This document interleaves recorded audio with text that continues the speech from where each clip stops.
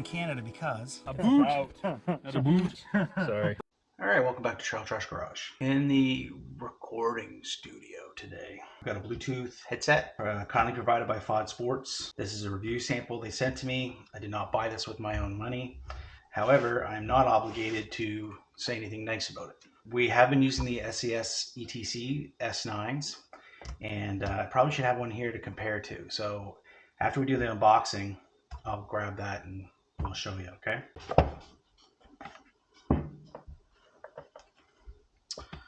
Okay, 5 volt, 1 amp. Thank you for buying our products. In order to better use our products, please note the standard charger we recommend to use may cause zero risk. So I'm assuming this does not come with the brick. Operation manual. Okay, we probably will need that later. Quick start guide. Probably going to use that later. All right, so this is a dual pack unit. We got a jog dial here. That could be good or bad. So one of the things we don't like about the free comms that we have is, and I should specify that I use an SES ETC S9, but Colin uses free comm. Both the other Collins use free comm 4s. And one of the things we don't like is there's a jog dial here, and every time you move your head, this is on the side of your helmet, every time you look this way to check your left shoulder, which you do frequently on a motorcycle, what you do is you bang the jog dial on anything you've got. And see, Colin McCachran wears one of those blow-up vests you guys have seen on the channel, and so it's quite bulky over the shoulder. And if he has a backpack strap on top of that, then there's quite a bit of buildup on his left shoulder or over his both shoulders. So as soon as he moves his helmet back, it hits that jog dial and it screws up the comm. It's really, really, really annoying. So this does not seem to hang down as far, so maybe that won't be an issue with this one. Play in the button here. I don't know. Like, I guess it is. Oh, it's a push button too. Okay.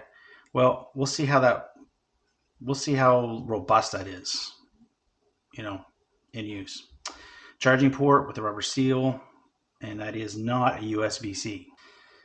All right, how easy is that to get back in so it stays? Okay, not bad, not bad.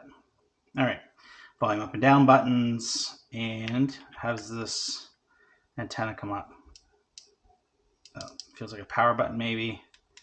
On/off button. Does it just? It just flips up. Okay, there's a little bit of an indent there and a detent here.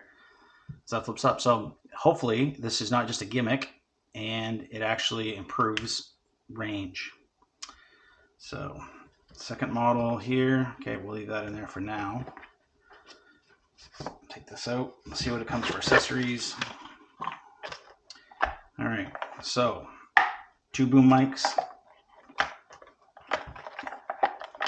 Word is on the street that these mics are better quality than the other mics that come with them for the internal. So these are typically supposed to be used for open-faced 3/4 helmets or what have you. But they say if you use these in your full-face helmet, you tuck them in there, they're actually a better mic. So I may try that with this set. We have patch cord with a clip. It is for plugging into an external audio source, which, you know what, I mean, it's a nice feature, I guess, if you need that, if you got an older iPod or something like that you're plugging into for your music. But I don't know how useful it is. Like, I wouldn't sell a device on that. Okay, so here is this, what I'd say is your mic for your full face helmets. We have 2 of them with a little bit of Velcro. Speakers, and here's the clip. So those feel pretty beefy.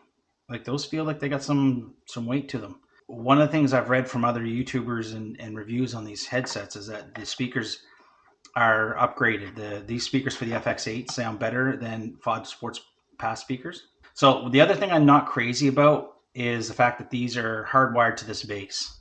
However, it hasn't been an issue with the SES ETCs, but it doesn't allow you to use earbuds. I've used earbuds on stuff that goes down and the cord's plugged into my phone in my jacket or something like that. So, you wear your regular earbuds.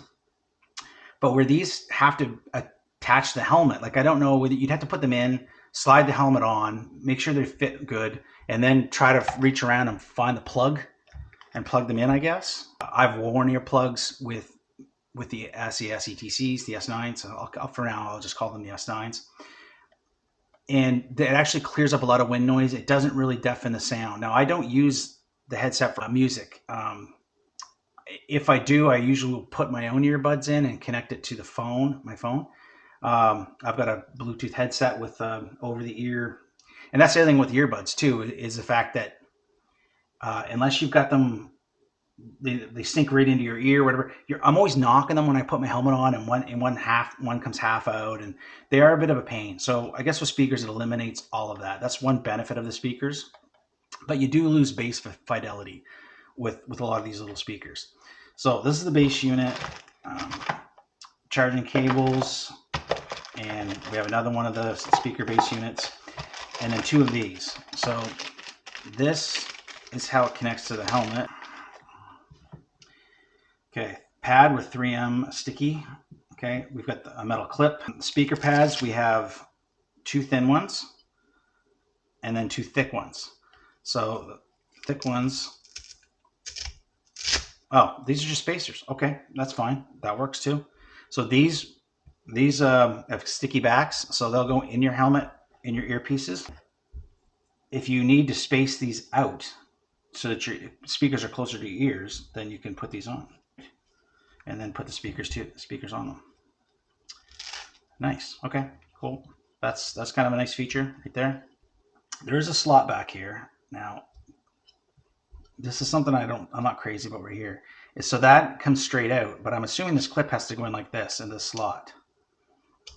And that makes that wiring have to make an immediate 90 degree, and I don't like, it doesn't want to push in there already. So that's just going to be forcing on it all the time. I don't know how crazy I am about that. I would have liked to seen something better there. This is your auxiliary port that pulls out, and then you've got your accessories here. Also, that's your jack that will go toward the accessory. And then boom, bang, input. So I mean, how hard would it have been to instead of giving you this to plug into a wired music source? Could they have made this an output and just had your speakers plug into it? The same as your mic, which plugs into this side, right? Bang. So you could have your speakers plugged in here, and that way you could use your speakers or an external earbuds, or whatever you want, right? It gives you the options. Unless you really, really want this, an external audio source option. But I just don't know how many customers want that. We're this far into the Bluetooth age. So I would have liked to see that. Now, my S9s don't have this. It's the same setup. This base looks just like the S9 almost. Yeah, it's the same setup, so I guess it's no different. This wire is actually a little beefier than the wires on the S9. If you're going to use the clip, you're going to do this. Boom. And if you are going to use the adhesive to your helmet, you're gonna sticky this to this, then you peel this off and stick that to your helmet. Another cool thing that they could do with these is if you used your own speaker source and your own mic source, you could actually have these clip, and you could probably install them on different helmets. You can have it go. Most people use multiple helmets, so that might be a thing. I usually set one helmet up with the communicator, and anytime I'm riding, the main helmet I would wear when I'm riding in a group and need them. And in this case, it's my trail trash helmet.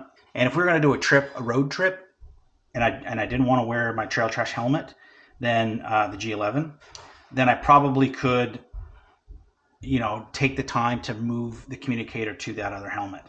But in this case, I think I'll just keep that S9 kicking around, and because it still works.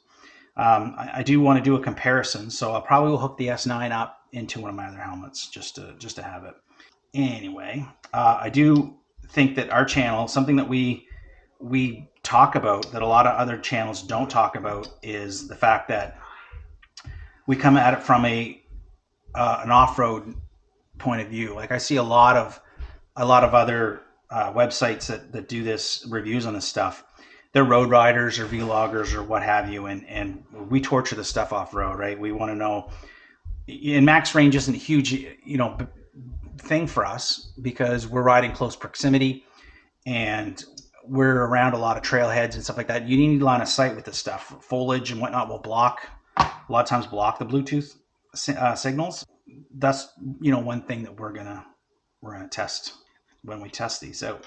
So let's see how this clips into the base. Now the S9s have got a nice guide that guides you in. Excellent. So this isn't just a raised section; it's a raised section with a groove underneath, and that's got a two-step. So it does line you right up, and it gives a good, nice, firm click down. I feel that because I do like this. The S9s are a friction fit, and this actually has a little push clip. So you actually get a clip when you clip it in. You actually hear the clip, the little click. Sorry. So click, boom. It's locked. I like that. That's nice, Fodsports. That's probably it for now. I'll do a video on how easy it is to pair. We'll try to pair it with the S9. So I'm going to make sure that's charged. This was just kind of what's in the box video. Why Fodsports? And so when I was doing research, and I know I didn't want to go with Senna, I didn't want to go with Cardo because of the price, right? I'm cheap, I'm budget conscious, so I'm always looking for a budget. And the reason that we got the S9s, and I mentioned this in the S9 video, was I needed a pair of them for my son and I. We were doing a road trip and we wanted to be able to communicate with each other. So I knew I was buying two of them, and I just didn't want to shell out $500 to $600 back then for the free comms or the Cardo Pack Talks or the equivalent Sennas. I went with the Chinese option, and I did a lot of research.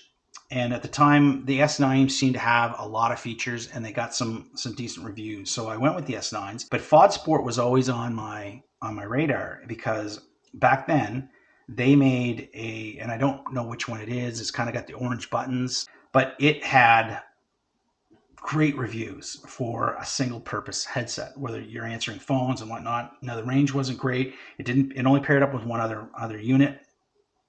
So I almost went with those just because I just needed to pair up with my son and I. However, I did know down the road that I was going to be using it to pair up with Colin's Cardos. I wanted something that had universal Bluetooth, and I don't think those old Fodsports did. I think they just paired to themselves. They were using an older Bluetooth version. SCS ETC S9s were using a newer Bluetooth, I think 4.1 maybe. So that's why I went with those instead of the Fodsport models. But this has always been on my radar because out of all of the Chinese brands, Fodsport seems to have the most popularity, the most positive reviews. They seem to be the most widely used. They seem to come with some decent features. So I was really looking forward to trying out the new FX8s. Now, something that does really annoy me, the crap out of Chinese companies, is they'll release a product that uses, Bluetooth 5, and it's like their mid-level product, and then they'll release a top-level product that uses Bluetooth 4.1 or 5 versus 5.1 or something like that. It's so odd what they choose to use as hardware internal that supports the new features.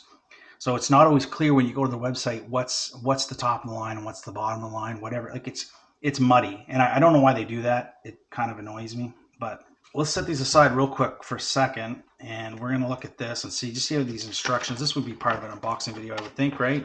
QR codes. That's good that they get that. Now, if there's an app that controls this, and I think there might be an app that controls this.